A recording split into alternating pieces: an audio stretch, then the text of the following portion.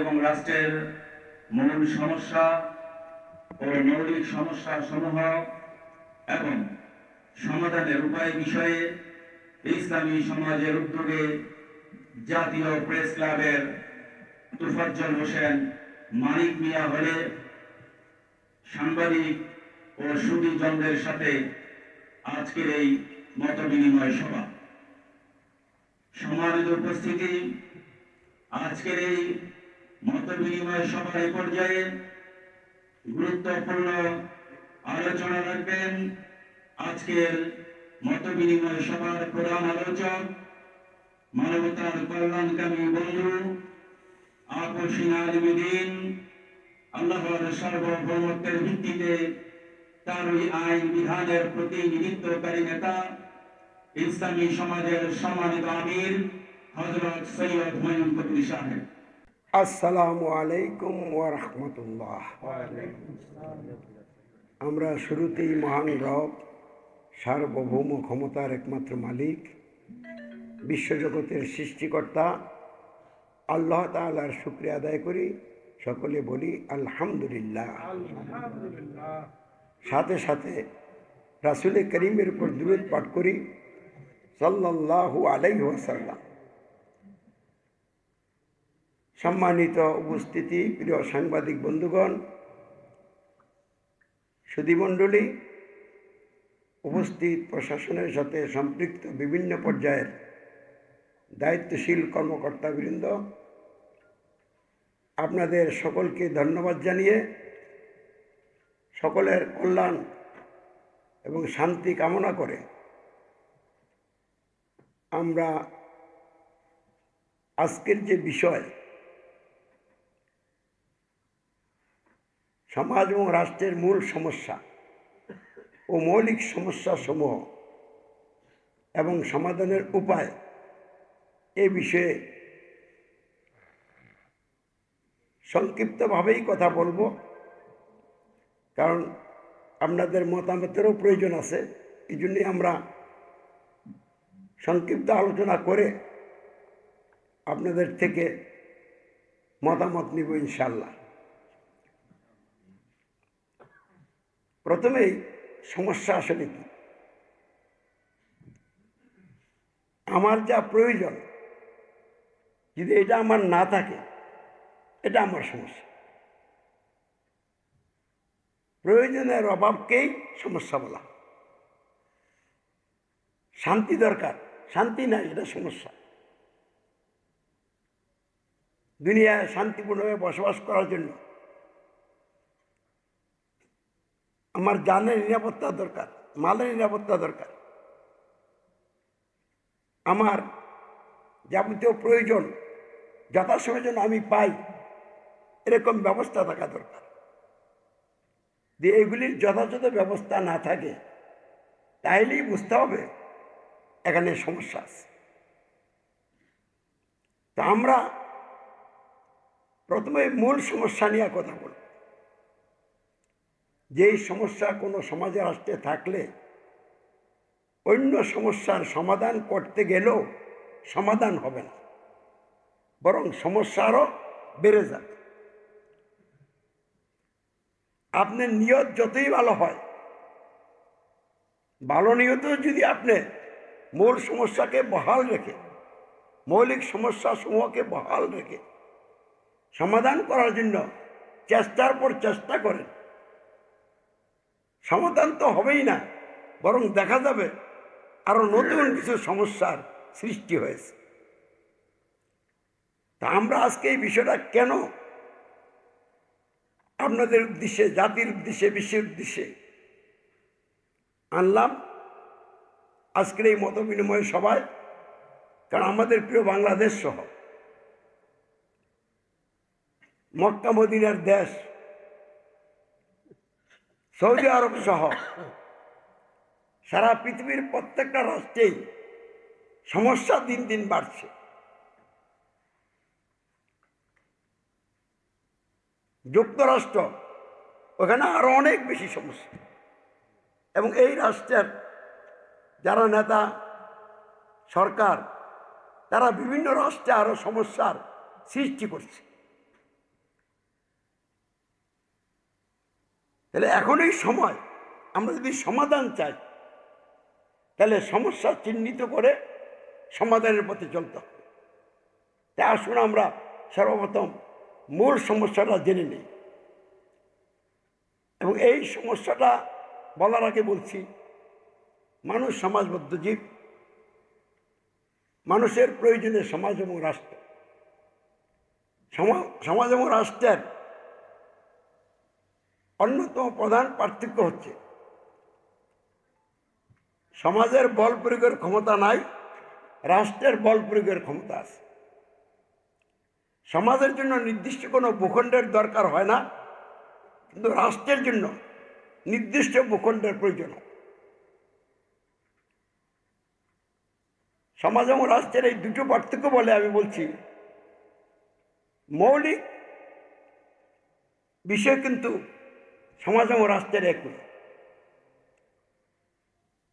সমাজ এবং রাষ্ট্র গঠন এবং পরিচালনার জন্য প্রথমেই কিছু নিয়ম কানুনের প্রয়োজন হয়। ওই নিয়ম কানুনগুলিকে আমরা এক কথায় বলি সংবিধান। সমাজ গঠন করতেও সংবিধান প্রয়োজন, রাষ্ট্র গঠন করতেও সংবিধান প্রয়োজন। সমাজ এবং রাষ্ট্রকে পরিচালনা করার ক্ষেত্রেও সংবিধানের প্রয়োজন। একই সমাজের লোকেরা ভিন্ন ভিন্ন সংবিধান গ্রহণ করবে না। সমাজ ছোট হোক বড় হোক, ওই সমাজের সকলে একই সংবিধান গ্রহণ করবে। এই একই সংবিধান গ্রহণ করার পর তারা যদি সকলে এই সংবিধানের আনুগত্য স্বীকার না করে, তাহলে সমাজ হবে না, রাষ্ট্র হবে না। তাই সকলকে তাদের গ্রহণ করা সংবিধানের আনুগত্য স্বীকার করতে হবে। অর্থাৎ সকলকেই সংবিধানের সকল আইনগুলি পালন করার অঙ্গীকার করতে হবে। আমরা আমাদের গ্রহণ করা সংবিধানের সকল আইন পালন করিব, এটি মূলত সংবিধানের আনুগত্য স্বীকার। এত সমাজ রাষ্ট্র হবে না। তৃতীয় আরেকটা বিষয় লাগবে, সংবিধান যাকে নেতা বলবে, সমাজের সকলকে ওই নেতার অনুসরণ অনুকরণের অঙ্গীকার করতে হবে। আর এটা হলো নেতার আনুগত্য স্বীকার। তাহলে আমরা সমাজ ওইটাকে বলবো যারা সংবিধান গ্রহণ করেছে, সংবিধানের আনুগত্য স্বীকার করেছে, সংবিধান ভিত্তিক নেতার আনুগত্য স্বীকার করেছে। আর এটা যদি একটা নির্দিষ্ট ভূখণ্ডের মধ্যে হয়, তাহলে ওইটাই হবে কি রাষ্ট্র। তাহলে আমরা এইটুকু আলোচনার মাধ্যমে যেটা জানলাম, বুঝলাম, সমাজ রাষ্ট্র গঠন এবং পরিচালনা করার জন্য মৌলিকভাবে তিনটা বিষয়ের প্রয়োজন। এক নম্বর সংবিধান, দুই নম্বর সংবিধানের আনুগত্য স্বীকার, তিন নম্বর সংবিধান ভিত্তিক নেতা বা সরকারের আনুগত্য স্বীকার। এখন আসেন সংবিধানের মূল বিষয় কি, এটা আমরা জেনে নেই। যে কোনো সংবিধান, এই সংবিধানের মূল বিষয় হলো সভরেন্টি, সার্বভৌমত্ব।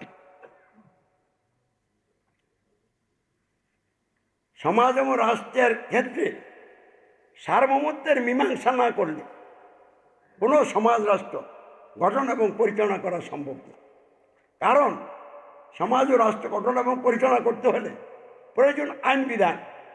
এই আইন বিধান কে দিবে, এই জন্য মালিক ঠিক করতে হবে। মালিক ঠিক হয়ে গেলে মালিকের পক্ষ থেকে আইন আসবে। আর মালিকটা হতে হবে সর্বোচ্চ ক্ষমতার অধিকারী। আমরা রাজনৈতিক পরিভাষায় এই মালিকানা এবং সর্বোচ্চ ক্ষমতা কিসের মালিকানা?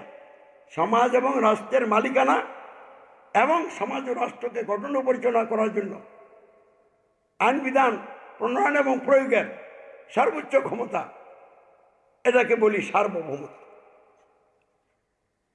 এই সার্বভৌমত্বই হচ্ছে সমাজ এবং রাষ্ট্রের প্রাণ। এখন প্রশ্ন হলো, যেই সার্বভৌমত্বের মীমাংসা না করলে সমাজ রাষ্ট্র গঠন করা পরিচালনা করা সম্ভব না, ওই সার্বভৌমত্ব মূলত কার হবে? সার্বভৌমত্বের মালিক হইতে হইলে অবশ্যই তাকে চিরন্তন এবং চিরস্থায়ী হইতে হবে, যার কোনো দুর্বলতা নাই, লয় নাই, ক্ষয় নাই, ঘুম নাই, তন্দ্রা নাই, চিরন্তন শাশ্বত সত্তা। এরকম সত্তা সার্বভৌমত্বের মালিক হওয়ার জন্য অপরিহার্য। এরকম সত্তাকে একমাত্র সৃষ্টিকর্তা আল্লাহ, তিনি ছাড়া আর কেউ চিরন্তন চিরস্থায়ী নন। অতএব মানুষ কোনো সৃষ্টি সার্বভৌমত্বের মালিক হতে পারে না, হওয়ার প্রশ্নই আসে না। তাহলে সার্বভৌমত্বের মালিক একমাত্র কে? সৃষ্টিকর্তা আল্লাহ। আপনি যদি সমাজ রাষ্ট্র গঠন এবং পরিচালনার জায়গায় আল্লাহকে সার্বভৌমত্বের মালিক মেনে না নেন, আল্লাহ জোর করে এই জায়গায় সার্বভৌমত্বের মালিক হিসেবে প্রতিষ্ঠিত হবেন না। কারণ মানুষকে আল্লাহ রাব্বুল আলামিন পরীক্ষা করার জন্য স্বাধীনতা দিয়েছেন। অতএব মানুষ ইচ্ছা করে আল্লাহর সার্বভৌমত্ব মেনে নিলে আল্লাহ তাদের সার্বভৌমত্বের মালিক হিসাবে তিনি যে আইন বিধান দিয়ে রেখেছেন, ওই আইন বিধান দিয়ে মানুষ তার প্রতিনিধি হিসাবে সমাজ রাষ্ট্র গঠন এবং পরিচালনার দায়িত্ব পালন করবে। আর যদি মানুষ ইচ্ছা করে তাদের সমাজ এবং রাষ্ট্র গঠন পরিচালনার জায়গায় আল্লাহকে সার্বভৌমত্বের মালিক মেনে না নেয়, তো জোর করে তো আল্লাহ হবেন না। এমন অবস্থা তারা কি করবে? জায়গাটা খালি রাখবে না, কোনো না কোনো মানুষকে সার্বভৌমত্বের আসনে বসাবে। আর তখন সমাজ এবং রাষ্ট্র গঠন পরিচালনার জায়গায় মানুষ হয়ে যাবে মানুষের জন্য সার্বভৌমত্বের মালিক। আর এটাই মানুষের জীবনের সমাজ এবং রাষ্ট্রের মূল সমস্যা। প্রশ্ন করতে পারেন এটা সমস্যা কেন? এটা সমস্যা হলো এই জন্য, যিনি সার্বভৌমত্বের মালিক তাকে যখন আপনি সার্বভৌমত্বের মালিক মানবেন না, তখন তার রাগ উঠবে। যখন অন্য কাউকে সার্বভৌমত্বের মালিক মানবেন, তখন রাগ আরো বৃদ্ধি পাবে। তো সার্বভৌমত্বের যিনি মালিক, তিনি সকল সমস্যার সমাধানের জন্য রাস্তা বাতলাই দিচ্ছেন। আপনি তাকে আপনার বিরুদ্ধে খেপাই দিচ্ছেন, এখন তিনি কি আপনার প্রতি কোনো রহমত নাজিল করবেন? রহমতের পরিবর্তে নাজিল করবেন গজব। আর যখন গজব নাজিল হওয়া শুরু হবে, আপনি যত আগাইবেন তত গজবের মাত্রা বাড়বে। তাহলে মানুষের সার্বভৌমত্বই হলো মানব জীবনের তথা সমাজ এবং রাষ্ট্রের মূল সমস্যা। আমরা এটাকে সারা পৃথিবীর সকল সরকারকে চ্যালেঞ্জ করে বলছি। মানুষের সার্বভৌমত্বই হলো কি সমাজ এবং রাষ্ট্রের মূল সমস্যা। এই মূল সমস্যার ভিত্তিতে যখন সমাজ রাষ্ট্র গঠন এবং পরিচালনার দায়িত্ব মানুষ পালন করতে শুরু করে, তখন তারা একটা তাদের মতো করে সংবিধান রচনা করে। যেই সংবিধান আল্লাহর সার্বভৌমত্বকে অমান্য করে মানুষের সার্বভৌমত্বের ভিত্তিতে রচিত হয়েছে, এই সংবিধানই হলো সমাজ এবং রাষ্ট্রের প্রথম মৌলিক সমস্যা। আর এই সংবিধানের আনুগত্য স্বীকার করাই দ্বিতীয় মৌলিক সমস্যা। মানুষের সার্বভৌমত্বের ভিত্তিতে রচিত যে সংবিধান, আল্লাহর আইন বিধান বিরোধী সংবিধান, আল কোরআন বিরোধী সংবিধান। তাহলে আল কোরআন বিরোধী সংবিধানই হলো প্রথম মৌলিক সমস্যা, আর আল কোরআন বিরোধী সংবিধানের আনুগত্য স্বীকার করাই হলো দ্বিতীয় মৌলিক সমস্যা। আল কোরআন বিরোধী সংবিধানের দ্বারক বাহক নেতা বা সরকারের আনুগত্য স্বীকার করাই হলো 3 নম্বর মৌলিক সমস্যা।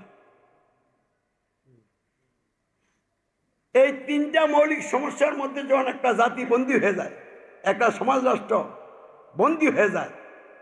এমত অবস্থায় এই সমাজ এবং রাষ্ট্রের লোকদের প্রতি দিন দিন আল্লাহর রাগ বাড়তে থাকে। উদাহরণস্বরূপ, আপনি আপনার জন্মদাতা বাপকে বাপ ডাকেন না, বলান না। আপনি অনেক কাজ করেন, এতে আপনার পিতা আপনার প্রতি সন্তুষ্ট হবে না। এমন অবস্থায় আপনি যদি অন্যকে বাপ ডাকতে শুরু করেন, তাহলে তো তিনি বলবেন সে তো একবারে পুরোপুরি আমার বিরুদ্ধে বিদ্রোহ করছে।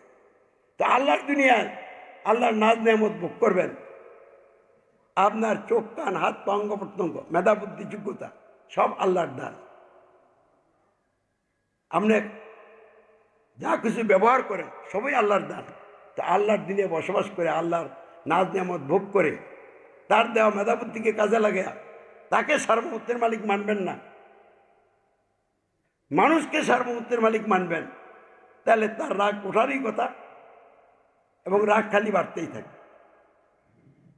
এই জন্য পবিত্র আল কোরআন আল্লাহ সূরা ফাতিরের 39 নম্বর আয়াতে বলে দিয়েছেন, আমি মানুষকে তোমাদেরকে এই পৃথিবীতে খালি ভাবে নিয়েছি, প্রতিনিধি হিসাবে পাঠিয়েছি। এমত অবস্থায় যদি কোনো ব্যক্তি প্রতিনিধি হিসাবে দায়িত্ব পালন না করে, এই যে সে প্রতিনিধি হিসাবে দায়িত্ব পালন করলো না, এর নাম হলো অবাধ্যতা। এই অবাধ্যতার শাস্তি তার উপরে পড়তে হবে। আর এভাবে অবাধ্যভাবে যারা চলবে তাদের উপরে মহান রবের রাগ খালি বাড়তে থাকবে এবং ক্ষতির মাত্রা বাড়তে থাকে। আবার এই অবাধ্য চলার পরিণতি হিসাবে আখেরাতে জাহান্নাম হবে ঠিকানা।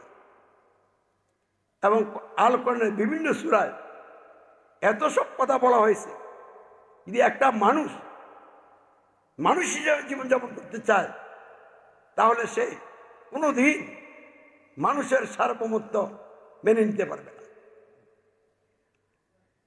তা আমি ওইদিকে যাচ্ছি না, আমি এইটুকু কথা বলছি,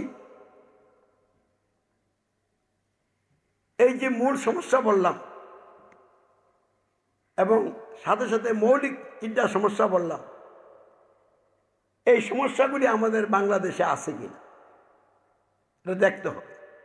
বাংলাদেশ স্বাধীন হলো বহু রক্তের বিনিময়ে, অনেক মা বোনের ইজ্জতের বিনিময়ে। স্বাধীন হওয়ার পর এই বাংলাদেশকে স্বাধীনতার স্থপতি হিসাবে যাকে আমরা স্বীকার করতে হয়, তিনি আল্লাহর আইন বিধানকে সংবিধান হিসেবে গ্রহণ করলেন না, আল কোরআনকে সংবিধান হিসেবে গ্রহণ করলেন না।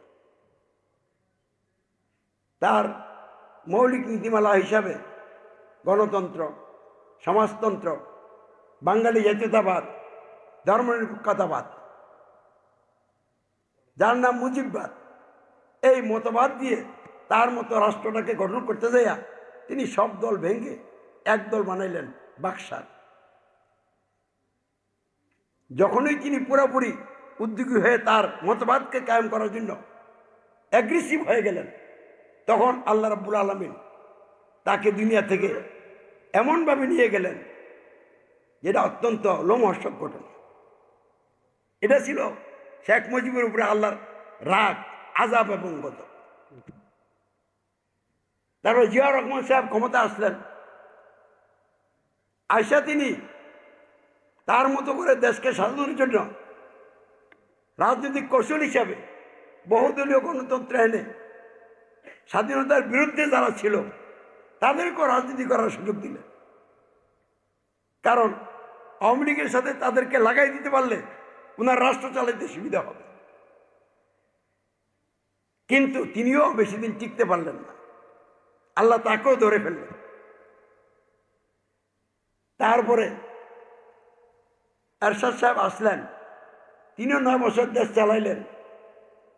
তারপরে ক্ষমতাচ্যুত হলেন, জেলে গেলেন। এরপরে তার দল আর মান ইজ্জত নিয়ে দাঁড়াইতে পারে নাই। এটা ছিল তার দলের উপর একটা বিপর্যয়, এটা আল্লাহ দিয়েছিল। তারপরে বেগম খালেদা জিয়া রাষ্ট্রীয় নেতৃত্বে আসলেন, আবার তাকে আন্দোলনের মাধ্যমে সরানো হলো। যেই জামাত ইসলামী তাকে সমর্থন দিয়ে সরকার গ্রহণ করে দিল, এই জামাত ইসলামী আওয়ামী লীগের সাথে মিলে আন্দোলন করে তারা ক্ষমতাতে নামিয়ে 1996 সালে শেখ হাসিনা কলাকৌশল করে ক্ষমতা আসলেন। আবার জোট গঠন করে 2001 সালে বিএনপি জামাত জোট সরকার গ্রহণ করলো, 5 বছর ক্ষমতা থাকলো। পরে কলকাঠি নেড়ে বিভিন্নভাবে শেখ হাসিনা আবার রাষ্ট্রীয় নেতৃত্বে আসলেন, ক্ষমতা আসলেন। এই যে ক্ষমতা আসলেন, আয়সা তিনি তার মতো করে পুরা দেশটাকে সাজানোর চেষ্টা করলেন, প্রশাসনকে তার মতো করে সাজিয়ে ফেললেন। প্রশাসন হয়ে গেল তার গোলাম, আর গোটা জাতিকে গোলাম বানানোর জন্য সে পরিপূর্ণ আয়োজন করে প্রস্তুত। শেখ মুজিবুর রহমান যে কাজটা করতে পারে নাই, তিনি ওনার চক্ষু চালাক চতুর, উনি ওইটা করে ছাড়বেন। যখন এই পুরো আয়োজন করছেন, তখন আল্লাহ রাব্বুল আলামিন তার এই প্রায় 16 বছর যাবৎ কর্মকাণ্ডে অসন্তুষ্ট হইয়া এই ছাত্রদের একটা ইস্যুভিত্তিক আন্দোলনকে কেন্দ্র কইরা ক্ষমতাচ্যুত কইরা পলাইতে বাধ্য করে দিলেন, এবং তার দল বিপর্যয়ের মধ্যে পড়ে গেল। এগুলি ছিল মূলত আল্লাহর দিনে বসবাস করে আল্লাহর বিধান বাদ দিয়া এই তথাকথিত জন লকের থিওরি গণতন্ত্র মান্যা আর নিজস্ব কিছু মত খাটাইয়া অতিরিক্ত মাতবুরি করার ফল হিসাবে শেখ হাসিনা এবং তার দলের উপরে আল্লাহ একটা বিপর্যয় দিয়ে দিলেন, এবং এই দল মাঠে দাঁড়াইতে পারছেন। এগুলি আল্লাহ কেন ঘটাইলেন? এই জন্য ঘটাইছেন যাতে দেশ এবং জাতির মানুষ এগুলি থেকে শিক্ষা গ্রহণ করে। কি শিক্ষা? যে আমরা বুঝতে পেরেছি আমরা যে আল্লাহর সার্বভৌমত্ব বাদ দিয়া মানুষের সার্বভৌমত্ব, মিথ্যা সার্বভৌমত্ব গ্রহণ করছি, আল্লাহর কোরআন বিরোধী সংবিধান গ্রহণ কইরা ওই সংবিধান দিয়ে সমাজ রাষ্ট্রকরণ এবং পরিচালনার দায়িত্ব পালন করছি। এই কারণেই আমাদের উপরে বিভিন্ন সময়ে আল্লাহর পক্ষ থেকে আযাব গজবগুলি অবতীর্ণ হয়েছে। বাঁচতে হইলে আর তাল বাহানা করা যাবে না, ডাইরেক্ট ফিরে আসতে হবে আল্লাহর সার্বভৌমত্বের দিকে। যেই রবকে অমান্য করছি, সেই রবকে মেনে রবের বিধান দিয়ে সমাজ এবং রাষ্ট্র গঠন এবং পরিচালনা করার দায়িত্ব পালন করতে হবে। এই শিক্ষার জন্য লোকেরা নেয়। এই জন্য আল্লাহ কি করছেন, বিভিন্ন সময়ে প্রথম ব্যক্তির উপরে গজব দিছে, একবারে সর্বোচ্চ ব্যক্তির উপরে। শেখ মুজিব সর্বোচ্চ ব্যক্তি ছিলেন, জিয়া রহমান সর্বোচ্চ ব্যক্তি ছিলেন, এরশাদ সমাজ সর্বোচ্চ ব্যক্তি ছিলেন, তারপরে দলের উপরে দিছেন। সম্মানিত আমার উপস্থিতি বন্ধুরা, এই যে 16 বছরে দল হিসাবে সবচেয়ে বেশি নির্যাতিত দল কোনটা? বাংলাদেশ জামাত ইসলামী। কারণ তাদের বহু নেতাকে ফাঁসি দিচ্ছে, তারপরে তাদের বহু লোককে জেলে নেওয়া হয়েছে, গুম খুনের মতো হিসাব করলে পাওয়া যাবে না, এরকম না। তাহলে এই দলটার উপরে এত নির্যাতন করছে, এই দলের লোকেরা মনে করে এগুলি আমাদের ইমানের পরীক্ষা। ভোট এটি ইমানের পরীক্ষা না। 1941 সালে জামাত ইসলামী প্রতিষ্ঠা হয়েছে। এই দীর্ঘ বছর পর্যন্ত তারা সঠিক স্ট্যান্ডের উপরে দাঁড়ায় নাই। বিভিন্ন সময় তারা সলচাতুরি করেছে। এই জন্য এই 18 বছর শেখ হাসিনারে দিয়া আল্লাহ তাদের উপরে তাদের কৃতকর্মের শাস্তি হিসাবে গজব দিয়েছিলেন। তারা কিন্তু এটা গজব বুঝে নাই, তারা বুঝে এটা রহমত।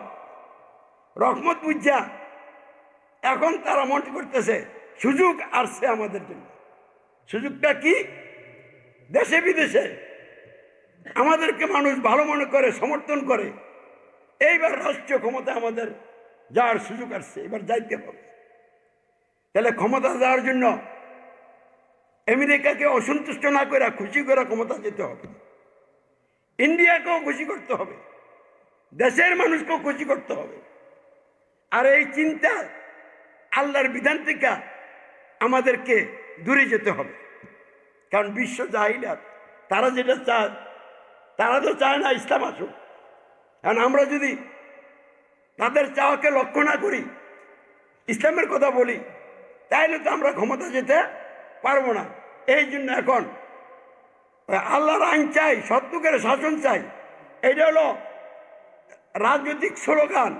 কিন্তু তারা নীতিগতভাবে সিদ্ধান্ত নিয়ে ফেলেছে, তারা এখন যে সংবিধান, প্রচলিত সংবিধান, এইটাকে মেনেই রাষ্ট্র চালাবে। তাদের ইশতেহারে কোথাও নাই যে আমরা রাষ্ট্রীয় ক্ষমতায় গেলে বর্তমান সংবিধান বাদ দিয়ে আলোকে নতুন সংবিধান রচনা করব, ওই সংবিধান দিয়ে রাষ্ট্র চালাবো। তাদের নেতাদের বক্তব্যের মধ্যে এক জায়গায় এরকম কোনো কথা নাই যে আমরা গণতন্ত্র মানি না, মানব না, আমরা গণতন্ত্রকে বিদায় করব, ইসলাম দিয়ে রাষ্ট্র চালাবে, কথা আছে। তাহলে তারা ক্ষমতায় যাওয়ার জন্য তারা যদ্দূরে ইসলাম বুঝছিলেন, এইটুকুর মধ্যে অখরো নাই। তাহলে আল্লাহ কি তাদের প্রতি খুব খুশি হয়ে গেছে? তা আমেরিকারে খুশি করতে যাইয়া, ইন্ডিয়াকে খুশি করতে যাইয়া, বিভিন্ন তথাকথিত বুদ্ধিজীবীদেরকে খুশি করতে যাইয়া, প্রশাসনকে খুশি করতে যাইয়া, আল্লাহকে তারাও তাদের বিরুদ্ধে অবস্থান করার ব্যবস্থা করে ফেলেছে। এই জন্য সামনে ভয়াবহ আযাব গজব গোটা জাতির উপরে অপেক্ষা করছে। তাহলে সামনে যদি গজব আল্লাহ দেয়, গজব তো আছেই, আমি ভয়াবহ গজবের কথা বলছি, তাহলে পুরা জাতিকে দিবে। কোন পীর, আলেম, ওলামা, ওই ইসলামী দল, গণতান্ত্রিক দল কেউ রক্ষা পাবে না। কিন্তু এটার আলামত দেখা যাচ্ছে। শেখ হাসিনা চলে গেছে, কিন্তু এখন বিএনপি জোট আর বাংলাদেশ জামাত ইসলামীর নেতৃত্বে জোট, দুইটা কি খুব ভালো সম্পর্ক? একটা একটার বিরুদ্ধে উস্কানিমূলক বক্তব্য দেয়, আর মারামারিও শুরু হয়ে গেছে, কেউ কেউ নিহত তো হয়েছে। এবং তারা একটা দল ক্ষমতায় গেলে ভিন্ন দলটা করে মেনে নিবে না। আর আওয়ামী লীগ যারা করে, তারা যদিও এখনো চুপচাপ, তারা কিন্তু তাদের একটা চিন্তা নিয়ে আসে। তাহলে এখন রাষ্ট্রটা কে চালাবে? চালানোর জন্য তো একজন নেতা লাগবে। তো নেতা কি দেশে আছে? কারণ এই দলের যে জোটের যে নেতা, এই যে 11 দলীয় জোট, এই 11 দলের জোটেরা কি ঐক্যবদ্ধ হয়েছে, না নির্বাচনে ফায়দা হাসিল করার জন্য জোট হয়েছে? এটা কি কোনো ঐক্য? তাহলে এই 11 দলীয় ঐক্য নাই, জোট আছে কিন্তু ঐক্য নাই। তারা বিভিন্ন মত এবং পথের লোক। এবং এই দলের যে লোক আছে, ধরেন বাংলাদেশ জামাত ইসলামীর দলের লোকেরা সকলে কি এই জামাত ইসলামের আমির মানে মানতে পারে না, আমার বিশ্বাস অনুযায়ী। কারণ বাংলাদেশ জামাত ইসলামী তো কিছু লোক আছে যারা ইসলাম সঠিকভাবে পালন করে, সঠিক ইসলামটা চায়, তারা গোলাম নিরাশ। বর্তমান আমিরের কর্মকাণ্ডে তারা হতাশ, নিরাশ। তাহলে উনি তো তার দলের নেতাই হইতে পারেন না। তারেক জিয়া কি বিএনপির সকলের নেতা হইতে পারছে? তার দলের মধ্যে গ্রুপিং আছে। তাহলে যারা দলেরই নেতা না, জাতির নেতা হবে কি? এবং তাদের কি জাতির নেতা হওয়ার জন্য কোনো গুণ বৈশিষ্ট্য আছে? জাতির নেতা হইতে হলে তাকে বিশাল বড় মনের অধিকারী হইতে হবে। রাত দিন 24 ঘন্টা তার বিরুদ্ধে যে শত্রুতা করে, সে তাকেও আপন করে কাছে নিয়ে আসার জন্য চেষ্টা করবে। সে মানুষকে উস্কানি দিবে না, দলাদলির দিকে ঠেলে দিবে না। তাহলে এইসব নেতা দিয়ে রাষ্ট্র চলবে না, ভয়াবহ সংঘাত এবং সংঘর্ষ হবে। এবং এটা আল্লাহর পক্ষ থেকে আসবে। যদি এই আযাব গজবতে আমরা বাঁচতে চাই, বাঁচার জন্য একজন নেতা প্রয়োজন হবে, যেই নেতা হিন্দু, বৌদ্ধ, খ্রিস্টান, নাস্তিক, আস্তিক সকলকে আপন করে নেবে। কারণ তারা মানুষ। আল্লাহ রাব্বুল আলামিন দুনিয়ায় তারা যারা অমান্য করে, তার রিজিক কি বন্ধ করে দিছে? বরং তাকে আর একটু বেশি সুযোগ সুবিধা দেন। তাহলে যিনি নেতা হবেন, আল্লাহর গুণে গুণান্বিত হবেন, তিনি সকলকে আপন করে নিয়ে এগিয়ে যাবেন, এরকম একজন নেতার প্রয়োজন হবে। কিন্তু এই নেতা যদি জাহিলাতের ভিত্তিতে হয় তাও হবে না, কারণ দুনিয়াটা এখন আস্তে আস্তে এমন এক জায়গায় চলে আসছে, এখন ইসলামের বিজয় হবে। তবে এর আগে অনেক বিপর্যয় মানুষের জীবনে আসবে। এই জন্য নেতা হইতে হবে আল্লাহর সার্বভৌমত্বের ভিত্তিতে, তার আইন বিধানের প্রতিনিধিত্বকারী নেতা। আলহামদুলিল্লাহ, আমি কোনো দলীয় নেতা না, আমি আল্লাহর সার্বভৌমত্বের ভিত্তিতে তার আইন বিধানের প্রতিনিধিত্বকারী নেতা আমির। আমি সারা দুনিয়ার সকল মানুষকে মানবিক মর্যাদা দিয়ে সকলকে সাথে নিয়ে দুনিয়ার কল্যাণকর সমাজ রাষ্ট্র গঠন করতে চাই।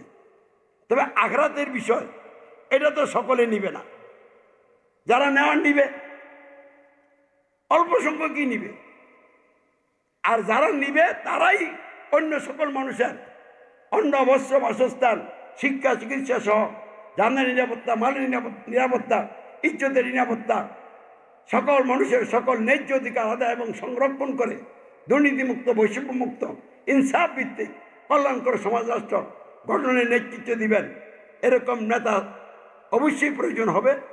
আমার যদি আরও ভালো মানের কোনো নেতা থাকে আমি তাকে মেনে নিব, এই মানসিকতা, এই চিন্তা চেতনা আমার মধ্যে আছে। কিন্তু এখন পর্যন্ত এরকম কোনো নেতা পৃথিবীর কোথাও দৃষ্টিগোচর হচ্ছে না, বরং যারা তাদের চরিত্র হলো সন্ত্রাসী চরিত্র, এরা উগ্রবাদী জঙ্গিবাদী। খালি ইসলাম প্রতিষ্ঠান নামে বোমা নিলে তারাই উগ্রবাদী জঙ্গিবাদী না, যারা মানুষের মানবিক মর্যাদা দিচ্ছে জানে না, রাষ্ট্রীয় ক্ষমতায় বসে বসে লুটপাট করে খায়, এরাই তো জঙ্গিবাদী। তাহলে জঙ্গিবাদী যদি বলেন, উগ্রবাদী যদি বলেন, বর্তমানে ডোনাল্ড ট্রাম্প হচ্ছে পৃথিবীর মধ্যে সবচেয়ে জঙ্গিবাদী উগ্রবাদী নেতা। যাই হোক, আমি আর ওইদিকে যাচ্ছি না। আমি বলছি সমস্যাগুলি আমরা বুঝতে পারছি কি না, এইগুলি মৌলিক সমস্যা, এগুলির সমাধান না হলে অন্য সমস্যার সমাধান হবে না। অনেক সমস্যার কারণেই তো শেখ হাসিনার বিরুদ্ধে যে বলিষ্ঠ শাসক এবং একনায়ক হয়ে গেছিল, ফেসিবাদী তরিকা দেশ চালাইতেছিল, তার বিরুদ্ধে আন্দোলন করে তাকে ক্ষমতাচ্যুত করে এখন যারা ক্ষমতা আসলো তারা কি মৌলিক সমস্যার থেকে বের হয়েছে? ডক্টর ইউনূস সাহেব কি গণতন্ত্র ত্যাগ করছে? তিনি কি আল কোরআনকে সংবিধান হিসেবে গ্রহণ করেছেন? করেন নাই। তাহলে মৌলিক সমস্যা তো রয়ে গেছে। খেয়াল করছেন কোরআন ভিত্তিক সংবিধান প্রতিষ্ঠিত আছে কিনা? কোরআন ভিত্তিক সংবিধানের আনুগত্য স্বীকার করে লোকেরা চলছে কিনা? কোরআন ভিত্তিক সংবিধান দিয়ে যারা নেতা তাদের আনুগত্যের অধীনে মানুষ আছে কিনা? তাহলে মৌলিক সমস্যা আছে। এখন 13 জাতীয় সংসদ নির্বাচন, 2টা জোট প্রতিযোগিতায় নেমেছে ক্ষমতা যাওয়ার জন্য। এখন যেই জোটেই ক্ষমতা আসুক সরকার পরিবর্তন হবে, কিন্তু এই মৌলিক সমস্যাগুলি যাবে কিনা? তারেক জিয়ার নেতৃত্বে যদি তারা সরকার গ্রহণ করে, তারা কি গণতন্ত্র অমান্য করে, গণতন্ত্রের ভিত্তিতে রচিত আল কোরআন ভিত্তিক সংবিধানকে অমান্য করে ইসলামকে সমাজ রাষ্ট্রের জন্য ব্যবস্থা হিসেবে গ্রহণ করে কোরআনকে সংবিধান মেনে কোরআন আইন বিধান দিয়া রাষ্ট্র পরিচালনা করবে, তাহলে মৌলিক সমস্যা থেকে তো তারাও বের হলো না। এরপরে বাংলাদেশ জামাত ইসলামের নেতৃত্বে যদি সরকার গঠন হয়, ক্ষমতা আসতে পারে, তারা কি আইসা গণতন্ত্রকে অমান্য করবে? গণতন্ত্রের ভিত্তিতে রচিত আল কোরআন ভিত্তিক সংবিধানকে অমান্য করবে? করবে না। তারা আল কোরআনকে সংবিধান মেনে নিবে না, তারা প্রচলিত নিয়ম অনুযায়ী রাষ্ট্র চালাবে। তাহলে তারাও কি মৌলিক সমস্যা থেকে সমাধানে আসছে? আসে নাই। তাহলে এইসব দিয়ে সমাধান হবে না, সমস্যা আরও বাড়বে। তাহলে সমাধান কিভাবে হবে? সমাধানের জন্য একটাই পথ আছে, এই পথটা আমাদেরকে বুঝতে হবে। 1 নাম্বার, একজন লোক লাগবে প্রথম, যিনি এই মৌলিক সমস্যাগুলি থেকে বের হবেন। তাহলে মৌলিক সমস্যা 1 নাম্বার আল কোরআন ভিত্তিক সংবিধান। আল কোরআন ভিত্তিক সংবিধানকে অমান্য করবেন। আল কোরআনকে সমাজ ও রাষ্ট্রসহ জীবনের সকল ক্ষেত্রে কল্যাণকর পরিপূর্ণ সংবিধান হিসেবে মেনে নেবেন এবং মাথা উঁচু করে ঘোষণা করবেন, আমি সার্বভৌমত্ব আইন বিধান নিরঙ্কুশ শাসন কর্তৃত্ব একমাত্র আল্লাহর মানব, তিনি ছাড়া আর কারো কোনো মানুষের সার্বভৌমত্ব আইন বিধান শাসন কর্তৃত্ব আমি মানি না, মানব না। আল্লাহু আকবার। তারপরে আল কোরআন বিরোধী সংবিধানের আনুগত্য স্বীকার করবেন, আল কোরআনের আনুগত্য স্বীকার করবেন, অর্থাৎ তিনি মাথা উঁচু করে নির্ভয়ে সাক্ষ্য দিবেন, অঙ্গীকার করবেন, আমি কোনো মানুষের দাসত্ব, কোনো মানুষের আইনের আনুগত্য, গায়রুল্লাহর উপাসনা করি না, করব না। আমি দাসত্ব আনুগত্য উপাসনা করি, করবো একমাত্র আল্লাহ। আশহাদু আল্লাহ ইলাহা ইল্লাল্লাহ। তিনি মানুষের মন গড়া আইনে কোরআন বিরোধী সংবিধান দিয়ে যে সমাজ রাষ্ট্র চলছে, এই সমাজ রাষ্ট্রের নেতা নেত্রী যারা, সরকার যারা, তাদের আনুগত্য ত্যাগ করবেন, অস্বীকার করবেন, বলবেন মানুষের তীরে আইনের ধারক বা কোনো নেতা বা সরকারের আমি আনুগত্য অনুসরণ করি না, করব না। আমি সমাজ ও রাষ্ট্র জীবনের সকল ক্ষেত্রে শর্তহীন আনুগত্য অনুসরণ করি, করব একমাত্র হযরত মুহাম্মদ সাল্লাল্লাহু আলাইহি ওয়াসাল্লামের। ইনি মৌলিক সমস্যার থেকে সমাধানে চলে আসতেন। এইবার তিনি লোকদেরকে এই মৌলিক সমস্যার সমাধানের জন্য দাওয়াত দিবেন। এই বিষয়গুলি সার্বভৌমত্ব আইন বিধান করতে দাও, মানুষের ত্যাগ করুন, আল্লাহর গ্রহণ করুন, মানুষের তীরে সংবিধান আনুগত্য ত্যাগ করুন, আল কোরআন আনুগত্য স্বীকার করুন, মানুষের তীরে আইনের ধারক বা নেতা বা সরকারের আনুগত্য ত্যাগ করুন, আল্লাহ রসুলের শর্তিন আনুগত্য গ্রহণ করুন। আর তিনি আমির হিসাবে বলবেন, আমাকে আমির মেনে আমার আনুগত্যে আসুন। তখন এই দাওয়াতের মাধ্যমে ওই আমিরের নেতৃত্বে একটা সমাজ হবে, ইসলাম গ্রহণকারীদের সমাজ, আর এর বিপরীতে আছে জাহেলি সমাজ। এই দুই সমাজের সাথে দ্বন্দ্ব লাগবে। দ্বন্দ্বের বিষয় হলো, এক নম্বর সংবিধান। সমাজ এবং রাষ্ট্রের লোকেরা যে সংবিধানকে ধারণ করে আছে, তারা চাইবে এই সংবিধানের দিকে সকলে থাকুক, আর যারা বের হয়ে গেছে তারাও ফিরে আসুক। এই নিয়ে দ্বন্দ্ব লাগবে। এই দ্বন্দ্ব আস্তে আস্তে বাড়বে। দ্বন্দ্বের এক নম্বর বিষয় কি? সংবিধান। দুই নম্বর বিষয় কি? সংবিধানের আনুগত্য স্বীকার। তিন নম্বর বিষয় কি? সংবিধান ভিত্তিক নেতার আনুগত্য স্বীকার। দুই সমাজের দুই সংবিধান, দুই সমাজ দুই সংবিধানের আনুগত্য স্বীকার করছে, দুই সমাজ দুই নেতার আনুগত্য স্বীকার করছে। এবং এই দ্বন্দ্ব হইতে হইতে তার চূড়ান্ত জায়গায় যাবে। চূড়ান্ত জায়গায় কি?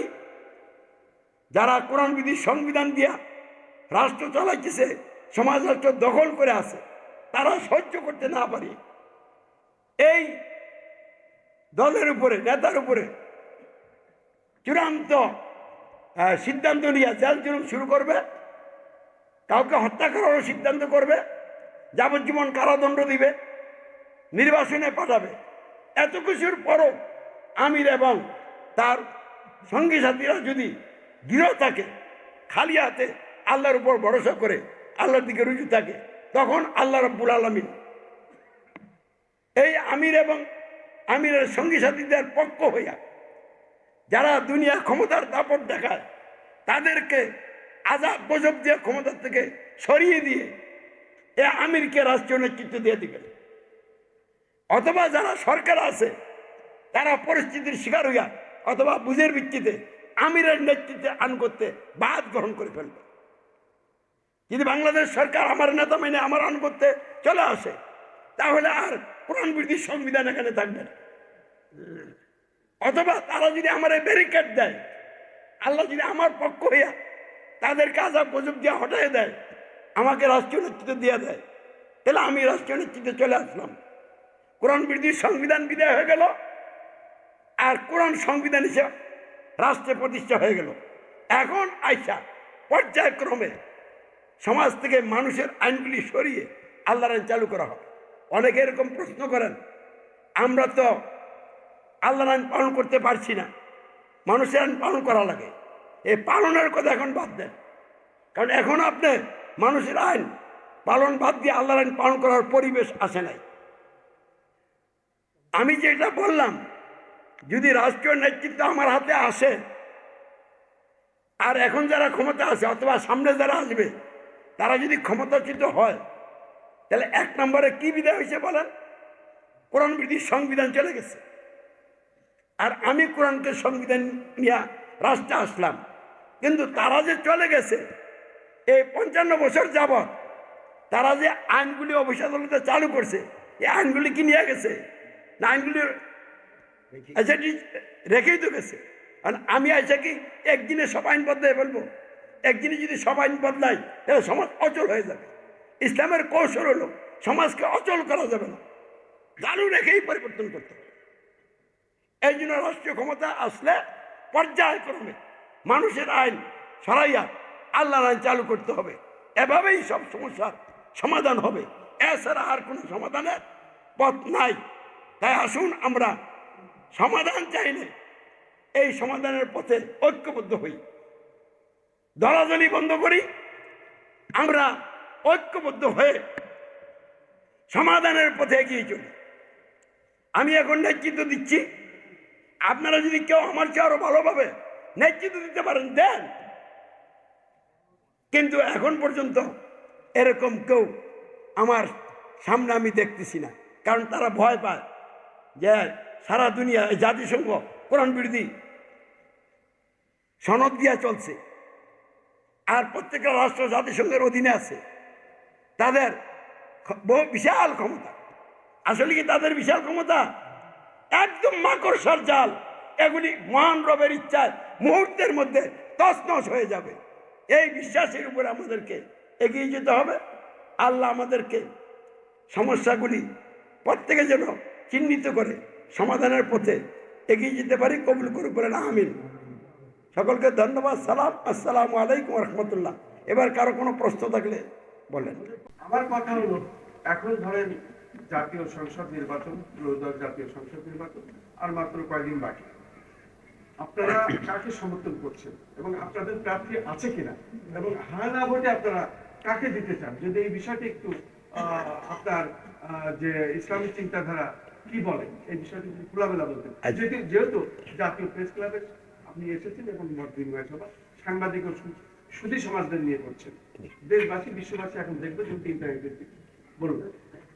সুস্পষ্ট কথা হলো, এখন যে ত্রয়োদশ জাতীয় সংসদ নির্বাচন আর অতীতেও যত নির্বাচন হয়েছে, একটা নির্বাচনও আল কোরআনকে সংবিধান মেনে হয় নাই। আল কোরআন বিরোধী সংবিধান। যেমন বাংলাদেশের সংবিধানের সাথে এক ধারায় কি বলা আছে? সমাজ এবং রাষ্ট্রের সকল ক্ষমতার মালিক জনগণ। এটা তো চরম মিথ্যা কথা। ক্ষমতার মালিক কে? আল্লাহ। তাহলে এখন যারাই নির্বাচনে অংশগ্রহণ করবে, তারা এই জনগণকে ক্ষমতার মালিক না মেনে ইলেকশন করার কোনো ব্যবস্থা আছে? কোনো ইসলামী দল, স্বর্গীয় দলও যদি এই ভোটে দাঁড়ায়, প্রার্থী হয়, ক্যান্ডিডেট হয়, তাহলে জনগণকে চূড়ান্ত রায়দানকারী না মেনে নির্বাচনে ক্যান্ডিডেট হওয়াই সম্ভব। এটার জন্য আমি একটা উদাহরণ দিচ্ছি। ধরেন ক দল, খ দল, ঘ দল। ক বলে চোরের জন্য আমি 10 বছরের শাস্তি দিব, জেল দিব। খ দল বলল 15 বছরের জেল দিব। ঘ দল বলল আমি হাত কাটবো। তাহলে চোরের শাস্তির ব্যাপারে মতবাদ করা হলো 3টা। এখন 3 জনে বলল জনগণ যেটা রায় দেয় আমরা সকলে এটা মেনে নিব। তাহলে 3 জনে এখন জনগণকে চূড়ান্ত রায়দানকারী মেনে ইলেকশনে গেল। এখন ইলেকশনে 15 বছর জেল ওলায় পাস করলো। এবার 10 বছর ওলা 15 বছর মানব নি? মানবে তো, কারণ বলছে তো যে জনগণ যেটা রায় দেয় মানবো। হাত কাটা ওলায় 15 বছর জাল মানবে কিনা? মানবে। তাহলে তার হাত কাটা আইন গেল কোথায়? কোন ইমানদার মুসলিম ব্যক্তি এই গণতন্ত্রের অধীনে, কোরআন বিধি সংবিধানের অধীনে ইলেকশন করতে পারে, নির্বাচনে যেতে পারে না। তাহলে আমি যদি ইসলাম গ্রহণ করেছি, এই নির্বাচনে অংশগ্রহণ করার কোনো প্রশ্নই আসে না। তবে যারা এখনো ওই তন্ত্রের মধ্যে রয়ে গেছেন, তাদেরকে আমি বলছি না যে ভোট দেন বা দেন না, এটা আপনাদের ব্যাপার। কিন্তু আমার এই বিষয়কে যারা গ্রহণ করছে তাদের উপরই কড়াকড়ি নির্দেশ, এই ভোটাভুটিতে অংশগ্রহণ করা যাবে না। আপনার কাছে আমার প্রশ্ন, যেহেতু বাংলাদেশে ইসলামী শাসন নাই, আমরা ইসলামী শাসন চাইতেছি, হঠাৎ করে যদি আপনি যেভাবে বলছিলেন কালকেই যদি আপনাকে এই মসনদের দায়িত্ব দেওয়া হয়, এই দেশ চালানোর মতো পূর্ব প্রস্তুতি আপনার আছে কিনা? আসলে যদি দিয়ে বলছেন তো হঠাৎ করে এরম হয়ে যাবে না, কারণ ইসলামের একটা তরিকা আছে। আমি যেই তরিকার কথা বলছি সরাসরি নবীরা যেভাবে গেছি, তা আমি এভাবে গেলে সমাজে যারা আছে তারা হয়তো আমাকে সহজভাবে মানিয়ে নিব, অথবা আমারে ব্যারিকেড দিব। তাহলে এখন যারা সরকারে আছে, কালকে যারা সরকার আসবে, তারা যদি আমার এই দাওয়াত গ্রহণ করে, সরকারে যারা আছে, তো তাদের নেতৃত্ব আর চলবে না, আমার নেতৃত্ব চলবে। ওই আমার প্রস্তুতি, তারা তো আমার লোকেই থাকবে। তাহলে না, পুরানো থাকবে না, আল্লাহর সার্বভৌমত্বের ভিত্তিতে সবগুলিকে পুনর্গঠন করা হবে। তার জন্য কি আমাদের পূর্ব প্রস্তুতির প্রয়োজন আছে না? পূর্ব পরিস্থিতি বলতে আপনি যদি মানুষের কল্যাণ চান, কল্যাণের পথে চলেন, তাহলে আল্লাহর রসুল মদিনার রাষ্ট্রীয় নেতৃত্বে আইসেই কি প্রথম দিন সব বদলেছিলেন?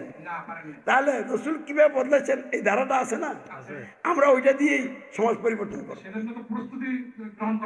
প্রস্তুতি বলতে এইটাই, ইমান আর চরিত্র যদি ঠিক হয়ে যায় তাহলে আর প্রস্তুতি লাগে না। কারণ আমি দলীয় সিস্টেম চালু করব না, দলপ্রীতি না। যারা সরকার আছে, প্রশাসনে আছে, তাদের মধ্যে যারা নীতিবান, চরিত্রবান, ভালো মানুষ, তাদেরকে আল্লাহর সার্বভৌমত্বের অধীনে বিভিন্ন জায়গায় দায়িত্ব পালন করার ব্যবস্থা করে দিই। আসসালামু আলাইকুম ওয়া রাহমাতুল্লাহি ওয়া বারাকাতুহু। আমি মোহাম্মদ আল মায়ামি, হুজুর, আমি কোনো রাজনৈতিক দলের নাম নিচ্ছি না। তারা বলে রাজনৈতিক দল যে এই হুজুররা আল্লাহর নাম নিবে, রাজনৈতিক যারা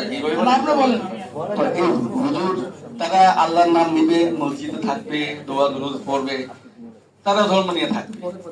তারা কেন রাজনীতিতে আসে? তাদের রাজনীতিতে আসার দরকার নেই। তারা কি বুঝে রাজনীতি? তো এই বিষয়ে আপনার দল কি বলে এবং ইসলামী দৃষ্টিতে কি এই বিষয়টা কি বলে আমি জানতে চাই। আলহামদুলিল্লাহ, ভালো প্রশ্ন।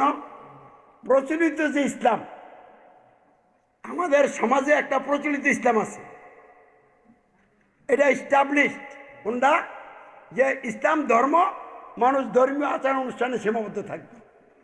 এই দিক দিয়ে হুজুররা রাজনীতিতে যাওয়া উচিত না, ধর্ম নিয়ে থাকা উচিত। কিন্তু ইসলাম এটার নাম না। ইসলাম হলো কল্যাণকর, পরিপূর্ণ একমাত্র জীবন ব্যবস্থা। আর ইসলামের মূল বিষয় হলো আল্লাহর প্রতি ঈমান। আর আল্লাহর প্রতি ঈমান হলো মানুষের সমাজ, রাষ্ট্র গঠন পরিচালনা সহ জীবনের সকল ক্ষেত্রে সার্বভৌমত্ব, আইন বিধান ও নিরঙ্কুশ শাসন কর্তৃত্ব একমাত্র আল্লাহর, মানুষের না। বুঝতে আসছে কথাটা?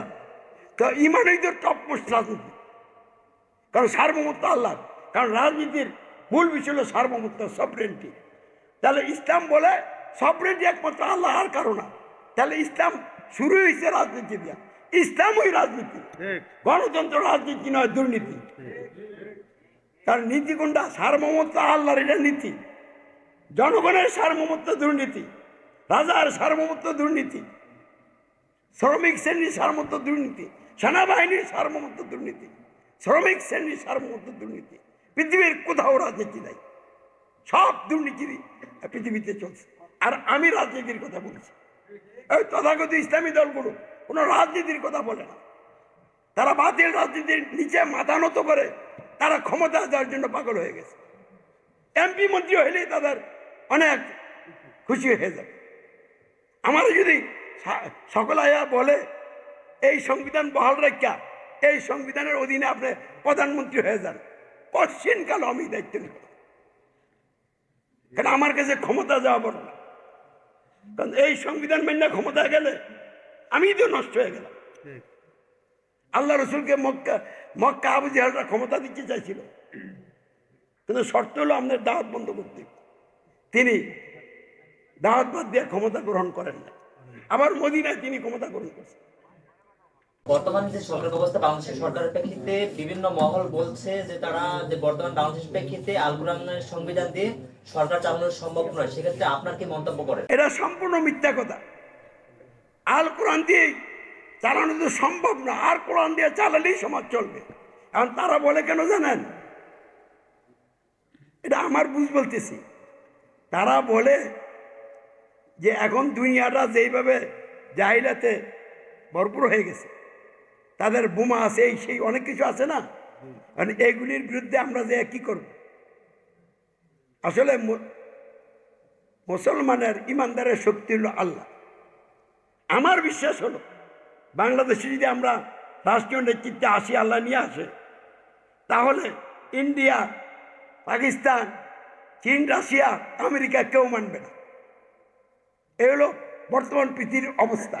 তো তারা আমাদের বিরুদ্ধে ঝাঁপিয়ে পড়বে, আমরা তখন মহান রবকে তাদের ভিতরে নামাই দিই। এবং আল্লাহ বলে দিছে যে যারা সঠিক পথে থাকে, আল্লাহর সার্বভৌমত্বের উপরে দৃঢ় থাকে, তাদের পক্ষে আল্লাহ ফেরেশতা নাজিল করে।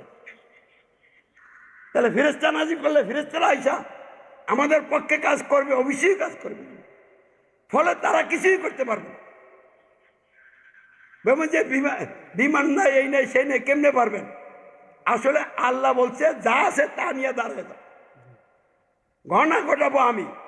ফেরাউনকে নদীতে ডুবাইয়া নিচ্ছিন্ন করে দিছে, মুসা কালিমুল্লাহকে নদী পার করে দিছে, নমরুদের একটা ল্যাংরা মশা দিয়া ধ্বংস করে দিছে। তারা টিকতে পারছিল? সেই রব হলো শক্তি। বিমান আসবে, আমি আল্লাহ আকবর ধ্বনি দিব, আমার কাছে আর কিছু নাই, আল্লাহ আকবর আছে, দেখবে যে বিমান কাটতে গেছে।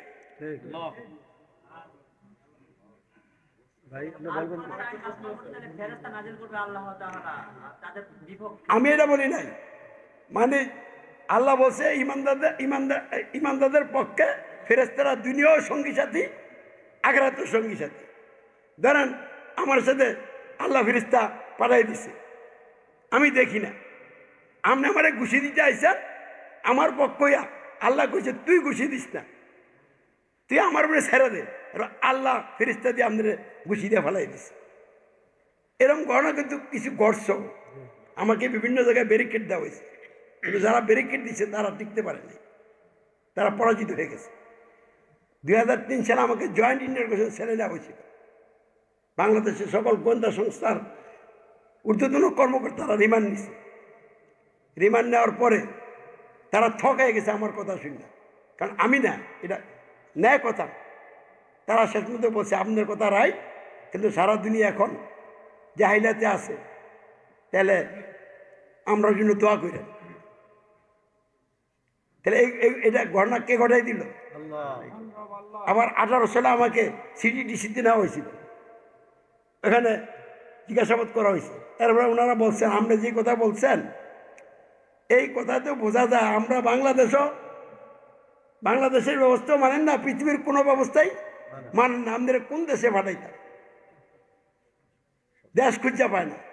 এর ভাইয়া বলে যে ওনাদের দায়িত্ব কর্মকর্তারা যে আপনাকে অনেক কষ্ট দিছি, অনেক রাখছি, আপনি মনে কষ্ট নিন না, আমরা লেগে দোয়া করেন, আপনাকে ছেড়ে দিলাম। তাহলে তারা ছাড়ছে না আল্লাহ ছাড়াইছে?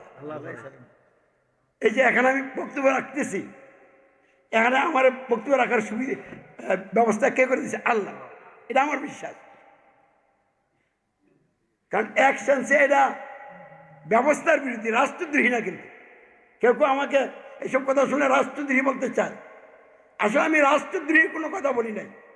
বাংলাদেশের সংবিধানের বিরুদ্ধে যাইয়া ইন্ডিয়ার সংবিধানের কথা বলছি না, আমি আল কোরআনের কথা বলছি। কিন্তু আমি কারোর উপরে জোরও তো করছি না, দাওয়াত দিচ্ছি। তাহলে রাষ্ট্রদ্রোহী হইল কেমন? সামনে বাড়ি জাতীয় সংসদ নির্বাচনে বিভিন্ন দলের প্রার্থীরা ভোট দিবে কিংবা মানে একটা নির্বাচনের ব্যবস্থা করা হয়েছে। তো মানে এর মধ্যে একটা দল হলো বাংলাদেশ জামাত ইসলাম। এরা কি ইসলামিক দল কিনা একটু বলবেন দয়া করে। আর এদের পক্ষে তো বলা হয়েছে, বিভিন্ন জায়গায় শুনি বলে যে বিএনপি একটা দল, বিএনপি টোপ দিছে বলে, উনির ভাষায় বলতেছে টোপ দিছে, বিএনপি টোপ দিছে যে যদি সামনে আমরা নির্বাচিত হইলে আমরা জাতীয় সংসদে গিয়া 19 দফা, এই 31 দফা, এটা আপনার সবাই জানেন, ব্যাখ্যা করার সময় নাই। এটি জানি কি কর্মসূচি দিচ্ছে বিএনপি এবং সামনে বাস্তবায়ন করবো 19 দফা 31 দফা যাই। তো এর মধ্যে একটা হইলো যে 2-3 হইলো ওই যে কৃষি কার্ড, ফ্যামিলি কার্ড, এগুলো তারা করবো গেছে। তো বিপরীতে এটা প্রস্তাব দিছে, অর্থাৎ ওনার ভাষায় এই বিএনপি এটা টোপ দিছে। হ্যাঁ, জনগণের সামনে এটা উপস্থাপন করছে, ধরে তুলছে। আর জামাতের পক্ষে ধরে তুলছে যে আপনারা যদি জামাতে ভোট দেন তাহলে আপনারা বেহেস্তে যাইবেন, বেহেস্তের টিকিট আমরা বিক্রি করবো। কিন্তু এক কথা বেহেস্তে আপনারা যাই যাবেন, তাহলে আমরা আমার প্রশ্ন হলো তাহলে জামাতে যারা ভোট দিব হেরা খালি পাস করলে ইয়ে যাইবো, জান্নাতে যাইবো, আর আমরা বিএনপি, আওয়ামী লীগ, জাতীয় পার্টি অন্য যত দল আছে বাংলাদেশের 170টা, এরা কি আমরা তাহলে দুজকে যাবো? তাহলে আমরা এতজন মানুষ যদি দুজকে যাই তো আমরা দুজকই যাবো লাগবো। মানে আমার প্রশ্ন তাহলে কি আমরা কি দুজকে যাবো কিনা? আর যাক, আমাদের যেটা জানতে চাইছেন এ ব্যাপারে আমি সংক্ষিপ্ত কথা বলছি। ইসলাম আর গণতন্ত্র পরস্পর বিপরীত এবং বিরোধী ব্যবস্থা। ইসলামে সার্বভৌমত্ব আইন বিধান নিরঙ্কুশ শাসন করতে আল্লাহর মানুষের নয়। গণতন্ত্রে সার্বভৌমত্ব জনগণের, আইন বিধান এমপিগণের, শাসন কর্তৃত্ব মন্ত্রীগণের।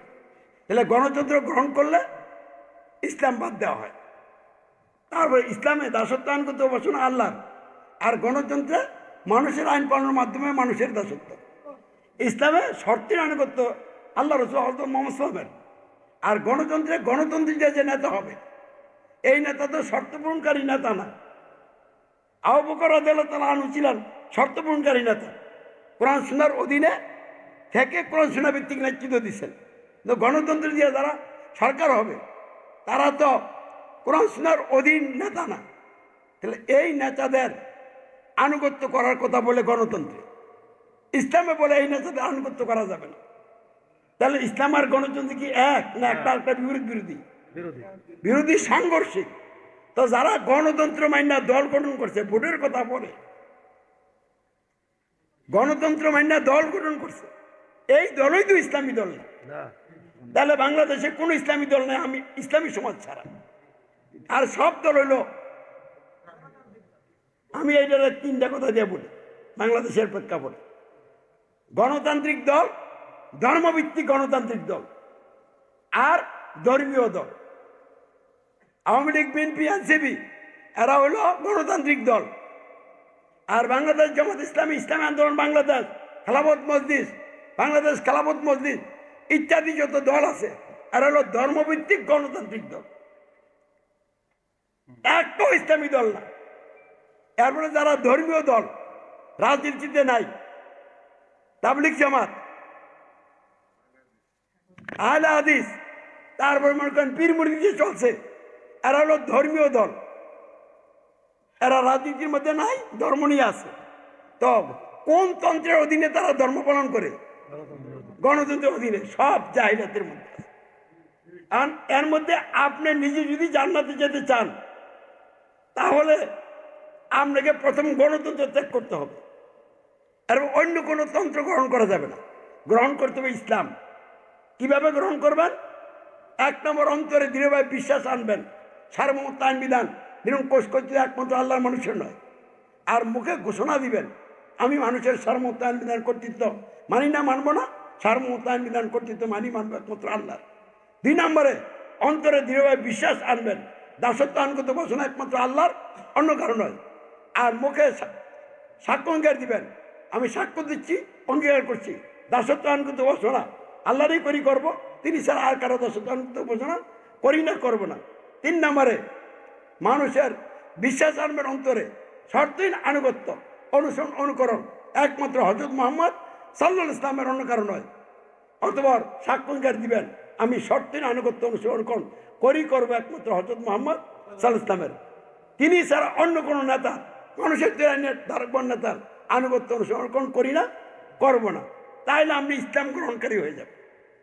তাহলে বাংলাদেশ সহ, সৌদি আরব সহ কে ইসলাম গ্রহণ করছে এইটা আপনি ধরবেন। এই বিষয়গুলি আমি যা বললাম এইভাবে, যে ইসলাম গ্রহণ করছে সে ইসলাম গ্রহণকারী।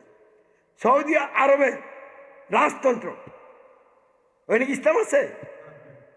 তাহলে ওইখানে কাবা ঘরের ইমাম সাহেবও তো রাজতন্ত্র অমান্য করে ইমামতি করে না। তাহলে রাজতন্ত্র মানলে কি করে? ইমামতি করে। তাহলে রাজতন্ত্র মানলে কি ইমাম থাকে? তাহলে আমরা কি বলেন, গোটা দুনিয়াটাই জাহিলিয়াত আছে। অর্থাৎ এখনকার প্রেক্ষাপটে হলো আজ থেকে 1400 বছর আগে মক্কা আরব দেশ, সারা দুনিয়ার মানুষ যেমনিভাবে জাহিলিয়াতের মধ্যে নিমজ্জিত হয়েছিল, হযরত মুহাম্মদ সাল্লাল্লাহু আলাইহি ওয়াসাল্লাম নিজের বুদ্ধি মোতাবেক 25 বছর চেষ্টা করেও সমাধান করতে পারেন নাই প্রকৃতপক্ষে। তারপরে হারাবতের গুহায় গেছেন, ওহি নাজিল হয়েছে, আর ওহির মাধ্যমে কাজ শুরু করছে। ওহির আগে তারা কেউ গালিমন্দ করে নাই। কি গালিমন্দ দিছিল? যখন ওহির বিধান নিয়ে মাঠে নামছেন তখন তাকে বহু রকমের গালি গালা জাল জুলুম দিছে কিনা? তাহলে বুদ্ধি দিয়ে কাজ করছে, কেউ কিছু বলে না। যখন কোরআন নিয়ে নামছে তখন আর সহ্য করতে পারে না। কারণ কি? ওই যে সার্বভৌমত্ব আইন বিধান, কর্তৃত্ব, এটা কেউ সহ্য করতে পারবে না। একটা সার্বভৌমত্ব প্রতিষ্ঠিত আছে, আপনি এটা অমান্য করবেন, আরেকটা সার্বভৌমত্বের কথা বলবেন। তাহলে আপনারা কতটুকু বুঝছেন আল্লাহ ভালো জানে। যদি সরকার প্রশাসন আমার এই কথা বুঝে হয়তো গ্রহণ করবে, অথবা আমাকে উৎখাত করার জন্য তারা তাদের সকল শক্তি নিয়ে মাঠে নামবে। আর তখন আমি বলবো আমার রবই আমার জন্য যথেষ্ট। তখন তারা পরাজিত হয়ে গেলে আমার বিজয় হয়ে যাবে ইনশাআল্লাহ।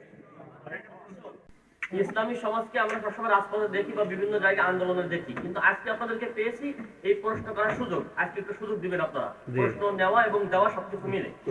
প্রথম প্রশ্ন হলো এটা যে আপনি বলছেন যে ইসলামী সমাজ একটি ইসলামিক রাজনৈতিক দল বা ইসলামিক দল, কিন্তু জামাত ইসলাম যিনি বললেন আর কি এবং চরমোনা, ওনারা ইসলামিক দল না। আসলে আমরা না, মানে যারা সাধারণ, এটা বিভ্রান্তিমূলক করি যে আসলে কারা ইসলামিক দল, মানে কারা ইসলামের পথে সঠিক কথা বলে। আসলে আপনার কাছ থেকে মূলত জানতে চাচ্ছি কেন ইসলামী সমাজ ইসলামিক দল এবং অন্যরা কেন নয়, মানে এটা আরো একটু বলবেন, একটু বিস্তারিত, কারণ আমরা অনেক সময় বিভ্রান্তির ভিতরে পড়ে থাকি। এটা ঠিক আছে, খুব একটা ভালো প্রশ্ন করছে। ইসলামী দল যদি কেউ হইতে চায়, ইসলামী দল হওয়ার জন্য শর্ত হলো। আচ্ছা, আরেকটা জিনিস সাথে যুক্ত করি, নারী নেতৃত্ব হারাম বলছেন ইসলাম, মানে জামাত ইসলামী, কিন্তু তারা আবার নেতৃত্ব এগিয়ে নিচ্ছেন, সব জায়গায় দায়িত্ব দিচ্ছেন, এটাও একটু স্পষ্ট করবেন। আচ্ছা, প্রথম প্রশ্ন যেটা বলছেন, ইসলামী দল হইতে হইলে ইসলাম তো গ্রহণ করা লাগবে। আমি ইসলাম গ্রহণ করলে এবং যারা ইসলাম গ্রহণ করলো তাদের কিনে আমার একটা দল হবে, এটা হবে ইসলামী দল। তাহলে এখন দেশ এবং জাতির মানুষ, সমাজ এবং রাষ্ট্রের জায়গায় ইসলাম গ্রহণ করে নাই, গ্রহণ করেছে গণতন্ত্র। আর গণতন্ত্র গ্রহণ করছে, এর অর্থ হইল সমাজ এবং রাষ্ট্রের জায়গায় আল্লাহকে ক্ষমতার মালিক, আইন বিধানদাতা, শাসনকর্তা গ্রহণ না কইরা মানুষকে ক্ষমতার মালিক, আইন বিধানদাতা, শাসনকর্তা গ্রহণ করছে। অর্থাৎ আল্লাহকে রব অমান্য করছে, মানুষকে রব গ্রহণ করছে। রবের সাথে কুফরি করছে, রবের সাথে শিরক করছে। 2 নম্বরে সমাজ এবং রাষ্ট্রের জায়গায় আল্লাহর আইন পালনের অঙ্গীকার না কইরা মানুষের আইন পালনের অঙ্গীকার করছে। ফলে আল্লাহর দাসত্ব আনুগত্য বাদ দিয়া মানুষের দাসত্ব আনুগত্য করছে। আল্লাহকে ইলাহাবাদ দিছে, মানুষকে ইলাহা গ্রহণ করছে। আল্লাহকে ইলাহাবাদ দিছে কুফরি, মানুষকে ইলাহা গ্রহণ করছে শিরক। আবার সমাজ এবং রাষ্ট্রের জায়গায় আল্লাহ রসুলকে নেতা গ্রহণ করে নাই, আবু জাহেল মার্কা নেতা, আবু জাহেলের অনুসারী নেতা গণতন্ত্র দিয়ে ক্ষমতা আছে।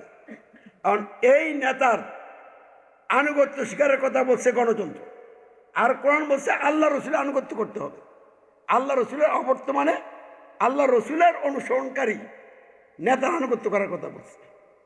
তাহলে এখন বলেন, গণতন্ত্র যারা মান্য নিছে তারা ইসলামে আসেনি, ইসলাম গ্রহণ করছিল, ইসলাম গ্রহণই করে নাই। এই জন্য তারা কেউ ইসলামী দল না, নাম দিচ্ছে আর কি ইসলাম। এই জন্য তাদের কর্মকাণ্ড নিয়ে বেশি বিশ্লেষণ করে লাভ নাই। একটা প্রশ্ন ছিল, একটা ইসলামিক দল দাবি করে সে হিন্দু প্রার্থী নমিনেশন দিতে কোন কোথায়? এটাও আমি বলছি, তারা তো ইসলামী দল দাবি না করে প্রকৃতপক্ষে তো ইসলামী দল না, তারা গণতান্ত্রিক দল, হিন্দুদেরকে প্রার্থী দিতেই পারে। আপনি তো হিন্দুদেরকে মনে করতেছেন তারা ইসলামে নাই, আর আমি বলতেছি এই যারা মুসলিম পরিচয় দেয় তারাও ইসলামে নাই। আমনে কোন দিন মুসলিম হয়েছেন তারিখ আসেনি? ইসলাম গ্রহণ করে তো মুসলিম হইতে হয়। তাহলে আমনের তারিখ জানা নাই, আপনি কবে ইসলাম গ্রহণ করছেন? তার মানে আপনার বাবা মুসলমান, দাদা মুসলমান, আপনিও মুসলমান। তো এই সূত্রে যদি মুসলমান হন তাহলে একটাও তো কাফের মুশরিক হবে না। কারণ আদিপিতা আদম মুসলমান, আদিমাতা হাওয়া মুসলমান, তো তারা দুজন থেকে আমরা জন্মগ্রহণ করছি। এই সূত্রে অমুসলিম তো একটা পাওয়ার কথা না। আসলে এইভাবে মুসলিম হওয়া যায় না। ইসলাম গ্রহণ করে কি করতে হয়? মুসলিম হইতে হয়। ওই যে নারী নেতৃত্বের কথা বলছেন, আমরা এইসব বিষয় নিয়ে খুব বেশি কথা বলতে যাচ্ছি না। নারী পুরুষ সকলকে ইসলামের কাজ করার জন্য আল্লাহ অর্ডার দিচ্ছে। আপনি জন্মসূত্রে মুসলমান হয়েছেন, জন্মসূত্রে নাকি ইসলাম গ্রহণ করছেন, আর গ্রহণ করে কত তারিখে গ্রহণ করছেন? না, জন্মসূত্রে ইসলাম গ্রহণ করাই হয় না, তাহলে এটার তারিখের আর কি দরকার?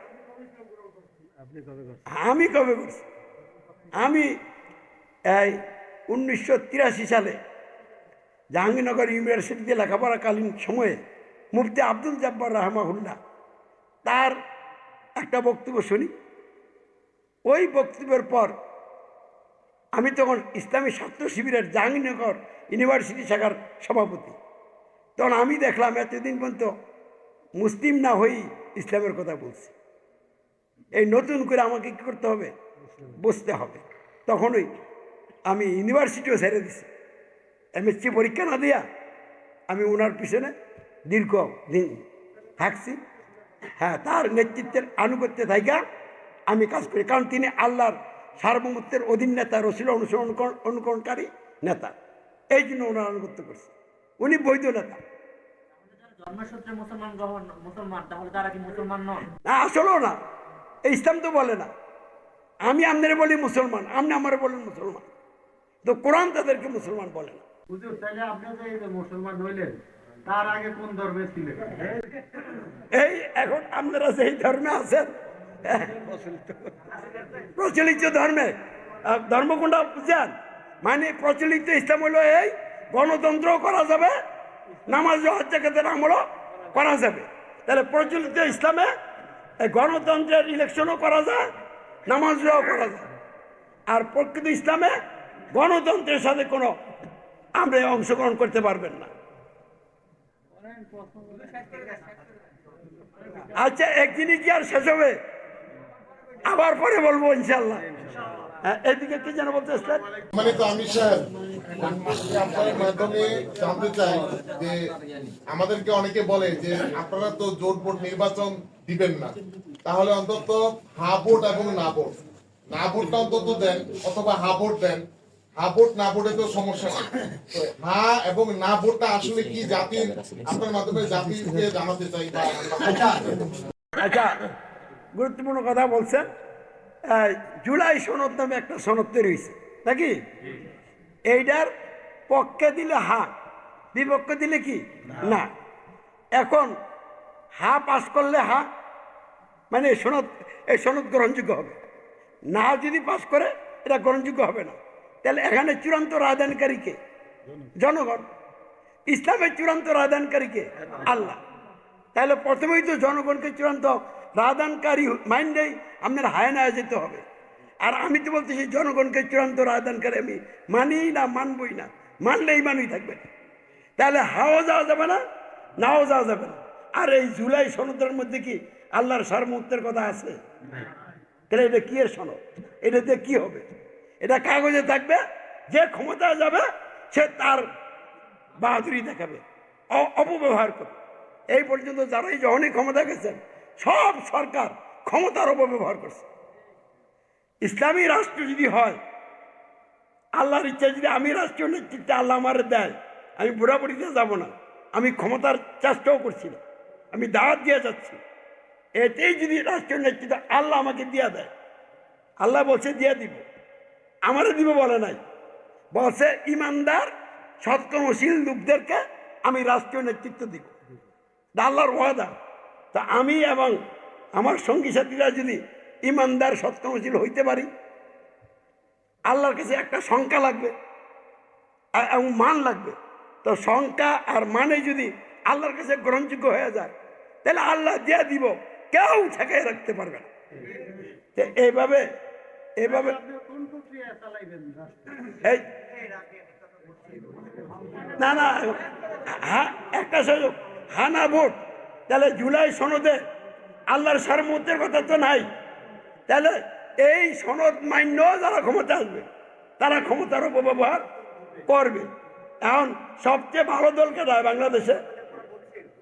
মানে তথাকথিত ভালো দল, মানে মানুষ মনে করে বাংলাদেশ জামাত ইসলামী হলো এমন একটা দল, তারা সাদাবাজি করে না, আচ্ছা ধরলাম তারা চাঁদাবাজি করে না, তারাই আমাদেরকে রাজপথে হুমকি দেয় যে আপনারা আমাদের ভোট নষ্ট করতেছেন।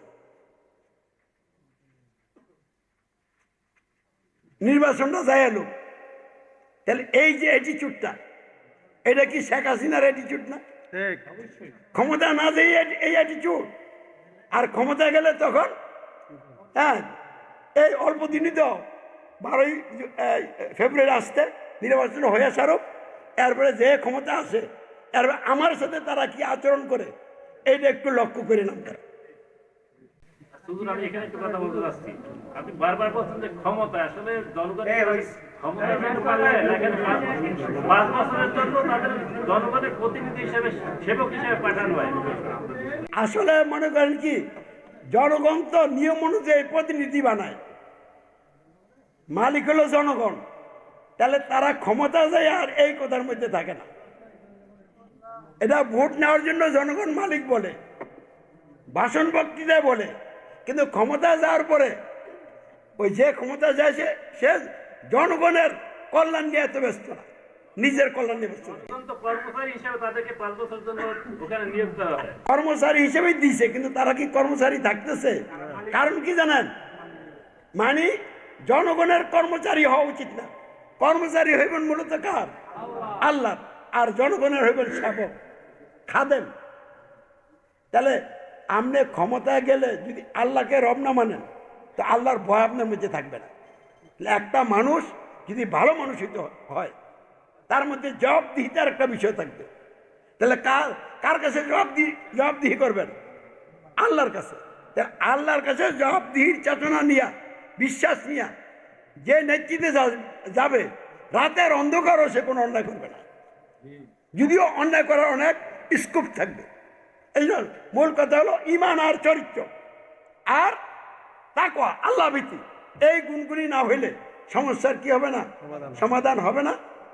আল্লাহ আমাদেরকে এই লক্ষ্যে কবুল করুক বলে না আমি।